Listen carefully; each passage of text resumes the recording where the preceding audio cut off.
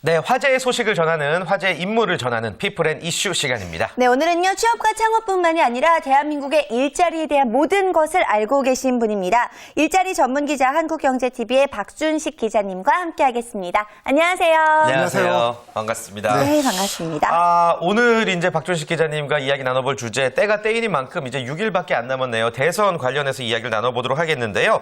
18대 대선 구도가 이제 박근혜 후보와 문재인 후보 양자 간의 대결로 압축이 된 것 같습니다. 공약 경쟁이 이제 본격화되고 있죠? 예. 네. 근데 어제 이후에요. 사실 포털의 재미가 없어졌습니다. 포털이요? 네. 예. 어제까지만 해도 이제 포털을 보면은 이제 헤드라인이라든지 아니면 맨 위쪽에 이제 뭐 예상 득표율이라든지 아니면 이제 그런 게 나왔었는데 사실 어제 이후에는 이제 그런 거는 이제 조사를 못하고 공표를 못하게 돼 나올 있잖아요. 수가 없죠. 예, 그러다 보니까 이제 포털도 재미가 없고 그래서 간간히 올라오는 재미있는 댓글도 못 보고 조금 재미는 없어지긴 했는데 사실 지금 후보들 얼마나 피가 마르겠습니까? 예. 대선 캠프들도 마찬가지지만은 사실 지금 나와 있는 어떤 양상을 보면은 정말 누구도 모릅니다. 뭐 박근혜 후보 측은 굳히기다. 이미 대선은 이미 결정 났다 하고 있고 뭐 문 후보 측에서는 바짝 쫓아가고 있고 요 잠깐 안 보낸 사이에 얼마든지 역전이 가능하다라고 뒤집기다. 서로 네. 예, 호언장담을 하고 있는데 네. 이 두 후보들 공약은 대동소이합니다. 네. 다 좋은 나라 만들겠다. 일자리 많이 만들겠다. 근로자들, 노동자들 다 살기 좋은 나라 만들겠다고 하고 있는데 사실은 약간 어감이라든지 아니면 그 표현력에 있어서 약간 차이는 보이고 있는데 그런 부분들을 좀 계속해서 유심히 살펴보면은 예. 또 재미있는 부분이 있을 것 같습니다. 네, 그 많은 공약들 중에서도 이 복지와 경제 관련 공약들에 대해서 좀 알아보고 싶은데요. 자, 일단 18대 대선 대통령 후보들에게 국민들이 가장 바라는 것 뭔지 알아봤더니 일자리 창출이라고 하더라고요. 예, 그래서 이렇게 원고를 봤더니 우리 작가님이 모 신문에서 나온 뭐 설문조사를 해서 이렇게 했는데 네. 사실 모 신문이 아니고요. 지금 저도 그렇고 지금 두 앵커분도 마찬가지고 지금 카메라 잡고 계신 감독님도 마찬가지고 저희 부모님도 마찬가지입니다. 무조건 머릿속에는요. 일자리 창출밖에 없습니다. 네. 일자리 창출은요. 지금 구직자라든지 아니면 예비 취업자들한테 해당되는 문제가 아니고 조금 전에 말씀드렸지만은 개편 때마다 내가 여기 계속 자리 지키고 있을까 생각하는 앵커도 마찬가지고 네. 제가 여기 서가지고 떠들고 있는 저도 마찬가지고 과연 내가 일을 언제까지 할 수 있을까? 예. 사실 일자리 창출이라는 부분들은 단순히 취업을 하는 부분이 아니고 지금 일을 하고 있는 분들도 그쵸. 내가 그 일을 지금 계속해서 얼마나 할 수 있을까? 이거 우리 회사 망하지 않을까? 뭐 구조조정 당하지 않을까? 사실은 그런 불안은 다 마찬가지이기 때문에 모든 국민들의 지금 우선순위는 일자리 창출이고 일자리라고 직결된다고 볼 수 있습니다. 네, 그렇습니다. 예. 뭐 가장 바라는 거 10명 중에 3명 정도가 1순위로 일자리를 뽑았다고 할 정도라고 하니까 얼마나 간절하게 일자리에 대한 마음이 있는지 알 수가 있을 것 같은데요. 자, 그래서인지 28대 대선 후보자들 역시도 일자리에 대해서 많은 공약들을 내세웠다고 하죠. 예, 그렇습니다. 지금 두 차례 그 토론회를 걸치면서 예. 서로들 많이 설전을 벌이고 있습니다. 이번 주 일요일 날 이제 마지막 3차를 진행을 하는데요. 네. 일단 간단하게 두 후보의 일단 공약을 정리해서 보겠습니다. 네. 예, 박근혜 후보 같은 경우에는 좋은 일자리를 늘리고 일자리를 지키겠다. 그리고 이를 위해서 벤처 창업, 그다음에 대학의 창업을 활성화하겠다라고 공언을 했습니다. 네. 문재인 후보 같은 경우에는 공공서비스 부분에서 일자리 창출을 많이 하고 지금 있는 공공 부분에 비정규직을 정규직으로 전환하는 거를 아주 박차를 가하겠다. 그렇게 크게 두 가지로 요약될 수가 있습니다. 네. 그렇군요. 근데 이런 이야기 드리는 게 좀 조심스러울 수도 있는데 그냥 단순한 공약일 뿐이다라는 의견도 있고요. 과연 정말 현실화가 될까라는 의견도 있고 굉장히 좀 막연하다라는 생각을 많이들 하고 계신 것 같습니다. 구체적으로 좀 짚어봐서 어떤 후보가 어떤 공약을 지킬 수 있다라고 얘기하고 있나요? 저는 일단 궁금한 게 그겁니다. 이제 두 후보들의 공약을 찬찬히 살펴보겠는데 네. 기본적으로 한번 잘 생각을 해보십시오. 지금 박근혜 후보도 그렇고 문재인 후보도 그렇고 이정희 후보도 그렇고 다른 이제 후보들도 그렇고 다들 공약들을 보면은요 정말 우리나라가 그 공약대로 실천되면은 좋은 나라 됩니다. 그렇죠. 그렇죠. 예, 청년 일자리 문제도 그렇고요. 등록금 문제도 그렇습니다. 예. 사교육 문제도 그렇고 지금 육아나 출산 때문에 잠시 일을 쉬고 있는 우리가 보통 얘기하는 경력 단절 여성들도 마찬가지고요. 네. 노인 문제도 마찬가지고 모든 부분에 있어서 지금 있는 시점보다 훨씬 좋은 시점이 내년에 대통령이 새로 선출이 되면 나아집니다. 역으로 한번 생각을 해볼까요? 내년에 새로운 대통령이 나와서 그렇게 좋은 나라가 된다 그러는데 그럼 지금까지 여기 현 시점에서 정치를 하고 그런 공무를 보는 공무원들은 왜 그런 걸 못하고 있을까요? 예. 단 한 개도 지금 그 후보들이 내세우고 있는 공약 중에 지금 실천되는 게 하나도 없거든요. 그렇죠. 예, 그러면은 지금 있는 사람들은 다 두 손 놓고 있습니까? 왜 아니겠죠? 어떻게 갑자기 예. 대통령이 선발됐다고 그래서 모든 게 하루아침에 다 바뀔 수가 있을까요? 공무원들, 정치인들, 새로 대통령이 선발되면 다 바뀝니까? 안 바뀌죠. 예, 네. 그렇게 할 수 있는 재원이 갑자기 어디 하늘에서 떨어집니까? 예, 지금 있는 거는 하나도 안 되고 있는데 왜 된다는지 일단은 저는 가장 궁금하고요. 네. 예, 일단은 그럼에도 불구하고 후보들이 어떤 공약을 내세우고 있고 어떻게 하겠다는지는 좀 살펴볼 필요가 알겠습니다. 있는데요. 기자님 뭐 너무 신경질 내지 마시고요. 네. 박근혜 후보의 공약부터 한번 천천히 네, 하나하나 살펴볼까요? 만나볼게요. 예, 박근혜 네. 후보의 공약은 한마디로 창조 경제눈이라고 직결할 수가 있습니다. 네. 그 늘지오라는 표현을 사용을 했습니다. 늘지오. 늘지오. 네. 3대 약속인데요. 좋은 일자리를 늘리겠다. 그래서 네. 늘립니다. 그다음에 그런 일자리를 계속 오랫동안 다닐 수 있게 지키겠다. 지킨다. 그리고 일자리의 질을 올리겠다. 올. 그래서 예. 늘지오라는 새 단어로 집약이 됩니다. 예. 이런 늘지오 정책을 펼치기 위해서 몇 가지 또 실행 방안을 또 제시를 하고 있습니다. 정보통신이라든지 소프트웨어, 신산업 분야에 있어가지고 새로운 일자리를 많이 만들겠다라고 약속을 했고요. 그리고 학벌이라든지 이른바 스펙에 관계없이 취업을 할 수 있도록 지원을 하겠다. 그런 내용을 담고 있습니다. 예. 또 청년들 국내에서 늘릴 수 있는 부분 한계가 틀림없이 있습니다. 그러다 보니까 해외 쪽에서 일자리를 많이 늘리는 것도 약속을 하고 있습니다. 네. 박근혜 후보 역시 공공 부분의 비정규직의 어떤 근로 조건을 개선하는 쪽으로 많이 하겠다. 가장 중요한 건 정규직 전환이겠죠. 네. 예, 그런 부분들이 있고요. 이 밖에 근로 연장 60세 이상으로 정년을 연장을 하고요. 60세 로? 예. 정리해고 요즘 빈번해지고 있는데 예. 그런 정리해고 요건을 많이 완화시키겠다. 그리고 지금 내년 되면 이제 4,860원이 되는 최저임금을 높여가지고 최소한의 생활을 할 수 있도록 그렇게 하겠다라고 약속을 하고 있습니다. 얼마나 네. 인상한다고는 얘기 안 나왔나요?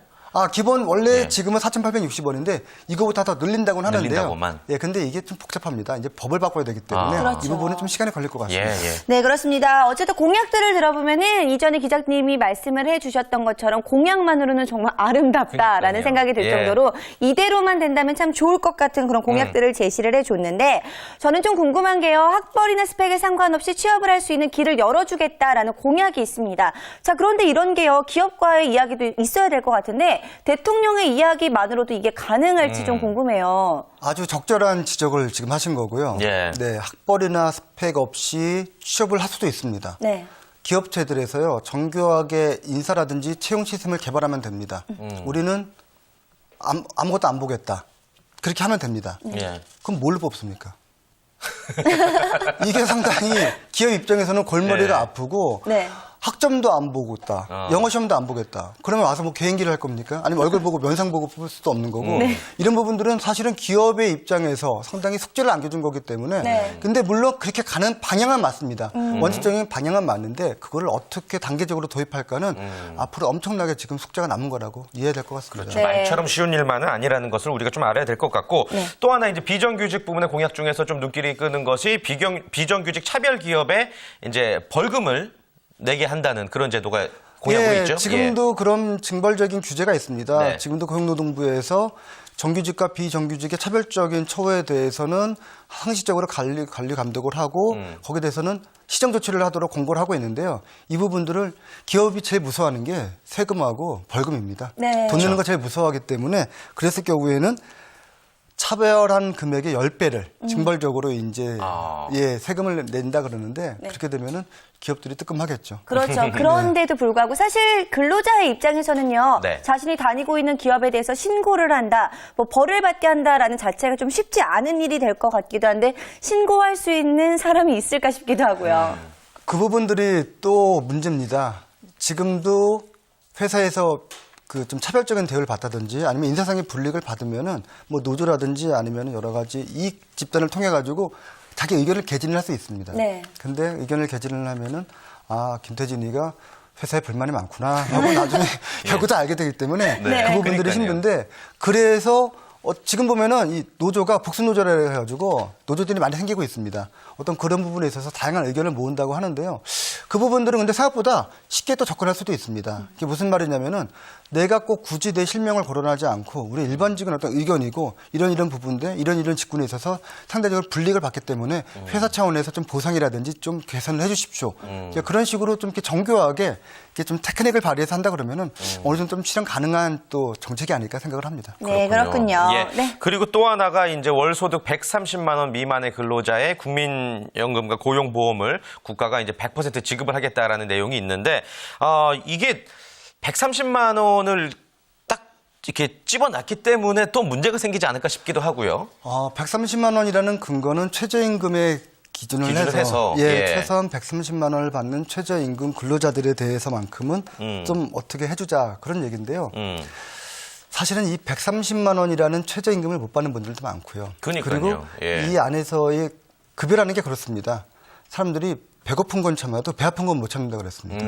만약에 130만 원까지 이분들에 대해서 그렇게 해주면은 140만 원, 150만 원, 160만 원. 사실 130만 원이나 150만 원이나 180만 원이나 개인에 따라 가지고 상대적인 박탈감이라든지 월급에 대해서 만족하는 사람은 없습니다. 예. 그러면은 나머지 사람들은 얼마 차이 안 난다고 생각하는 사람들. 예를 들면 500만 원, 600만 원 받는 사람들 모르겠지만은 그 언저리에 있는 분들한테는 어떻게 합니까? 상대적으로 와, 저 사람들은 해주고 나는 못 해주고 차라리 나 20만 원 월급 깎아달라. 차라리 전액 지원을 받고 보상을 받겠다. 또 그렇게 요구할 수도 있거든요. 그렇네요. 예, 그런 부분들이 현실적으로 좀 반영이 될 수 있기 때문에 이런 것도 좀 정교하게 접근을 해야지 이렇게 단순히 어떤 이론상으로 이렇게 접근해서는 좀 안 될 것 같습니다. 네, 예. 그렇군요. 자, 이렇게 해서 저희가 3대 약속 늘지요를 바탕으로 해서 박근혜 후보의 이 정책, 공약에 대해서 한번 알아봤는데 네. 그렇다면 문재인 후보는 또 어떻게 다른지 궁금합니다. 살펴볼까요? 네. 문재인 후보는 이게 무슨 아이스크림 있는 것 같습니다. 만나봐라는 이제 표현을 사용하고 만나봐. 예. 예. 좋은 일자리를 만들다고 합니다. 그리고 법정 노동 시간을 줄여서 일자리를 나누겠다. 그래서 만나. 그리고 비정규직을 정규직으로 바꾸겠다.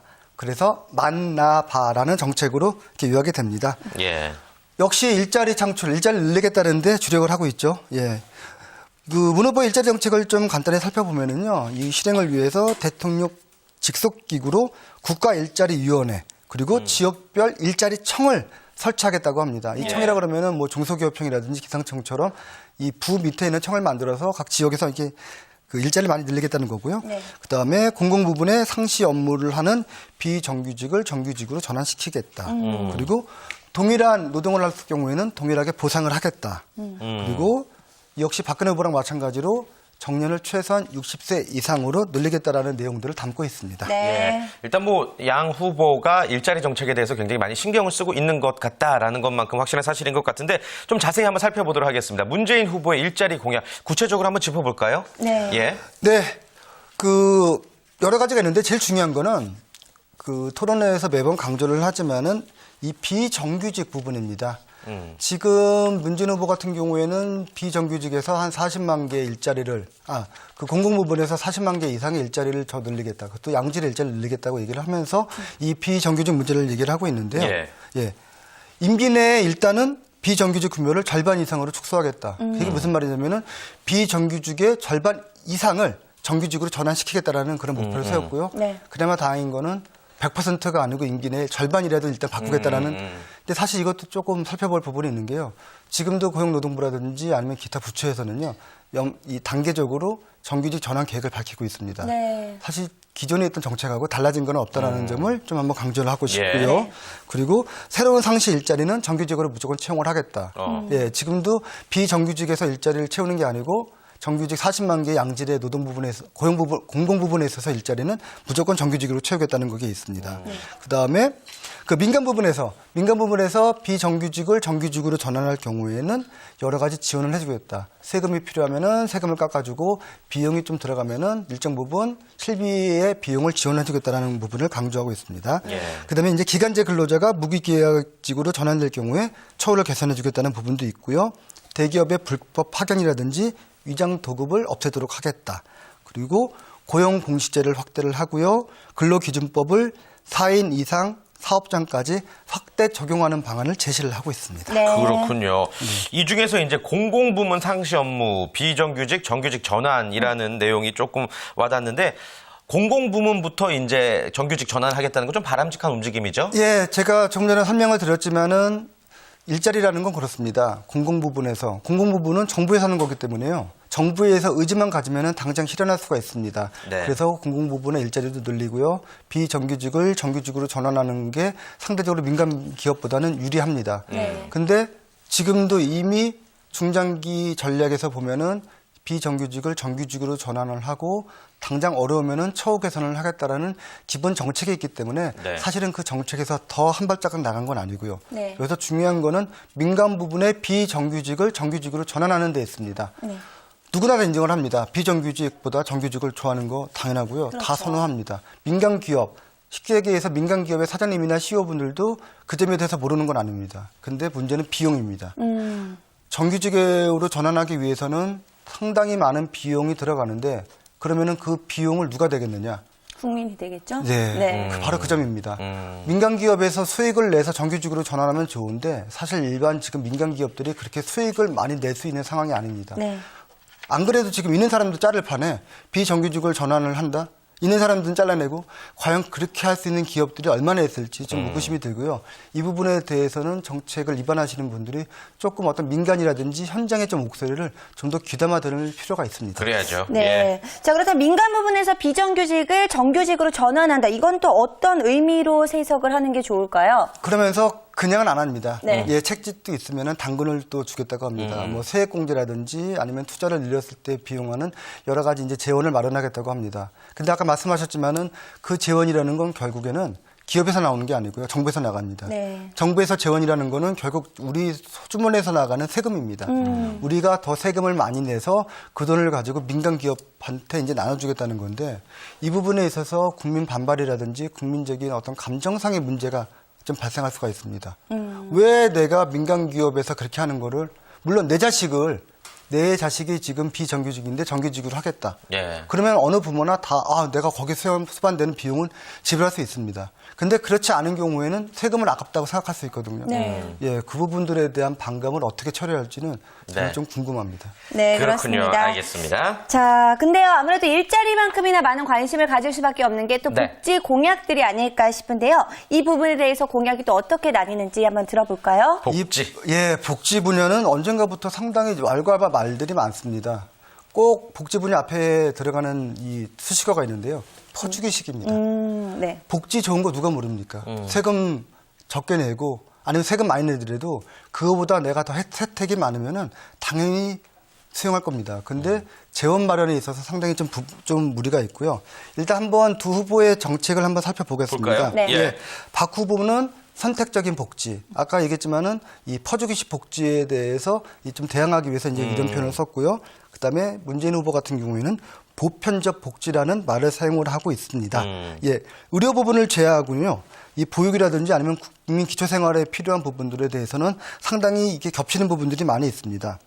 아까 말씀드렸지만은 재원 조달이 상당히 큰 문제인데요. 재원 조달에 있어 가지고 좀 상이한 의견을 보이고 있습니다. 박 후보는 아까 말씀드렸지만 어떤 국민들의 저항이라든지 어떤 반발을 감안을 해서 증세 없이 정부의 재정 지출을 줄여서 약 135조의 재원을 마련하겠다고 합니다. 네. 이게 무슨 얘기냐면은 다른 쪽에서 줄일 수 있는 걸 다 줄이고 이쪽에 복지 쪽으로 재원을 돌리면 가능하겠다. 예를 들면은 뭐 국방비라든지 아니면은 좀 다른 쪽에 줄일 수 있는 부분들을 찾아보면 얼마든지 135조 원을 만들 수 있다라는 그런 생각을 갖고 있고요. 여기서 박근혜 후보하고 문재인 후보가 아주 이 크게 대립하는 부분은 그쵸, 완전 다르네요. 네. 문재인 후보 같은 경우에는 부자 증세. 지금까지 이 이명박 이 대통령 시절에 부자들이 세금 혜택으로 한 100조 원 이상의 어떤 세금 혜택 효과를 받기 때문에 네. 이제는 세금을 더 걷어도 된다. 부자 증세를 통해서. 그리고 어떤 여기 포함되는 어떤 대기업의 법인세를 좀 늘려가지고 한 197조 원. 한 두 분의 얘기를 들어보면 60조 원 정도의 차이가 보이는데 네. 근데 60조 원 차이가 중요한 게 아니고요. 어쨌거나 세금을 가지고 해야 되는 부분이 있기 때문에 좀 부담은 안 될 수가 없죠.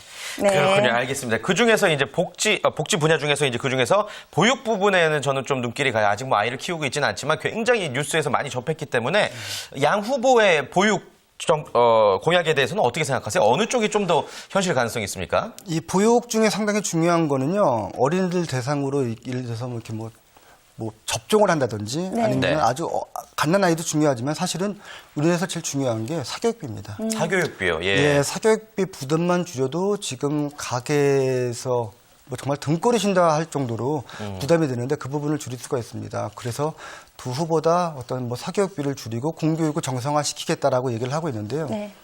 근데 이게 정책이라든지 이 선언으로 될 문제가 아닙니다. 세상에 어느 부모가 나는 그냥 다른 애들보다 조금 이렇게 좋은 대학 안 가고 그냥 이렇게 그냥 튼튼하게만 자라다오. 너는 대학 안 가도 된다. 올바른 심성과 올거진 마음만 갖고 있으면은 건강한 시민이 될 수 있다. 그렇게 얘기하시는 부모는 없거든요. 네. 남들보다 더 좋은 대학교, 남들보다 더 좋은 학교, 그래서 더 좋은 직장을 가기를 원하는 게 기본적인 부모들의 심정인데 이런 부분들을 과연 포기할 수 있을지에 대해서 과연 국민들이 수긍하고 있을지 참 궁금합니다.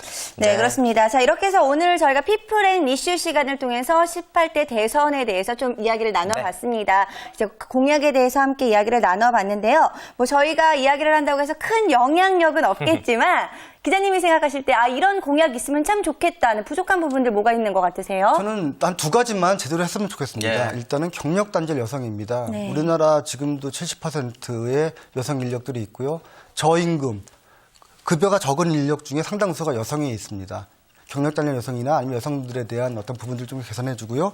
근데 고령자, 저도 이제 얼마 안 남았습니다. 어떤 고령자의 재취업이라든지 네. 은퇴 이후의 생활을 좀 더 좀 집중해서 공약을 좀 정교하게 좀 다시 한번 정리했으면 좋겠습니다. 네. 네, 알겠습니다. 자, 이제 6일 남았습니다. 12월 19일 빨간 날 노는 날이 아니고요. 여러분들의 선택이 굉장히 중요한 때입니다. 반드시 투표 부탁드리겠고요. 오늘 박준식 기자님 피플 앤 이슈 나와주셔서 감사드립니다. 고맙습니다. 감사합니다. 고맙습니다.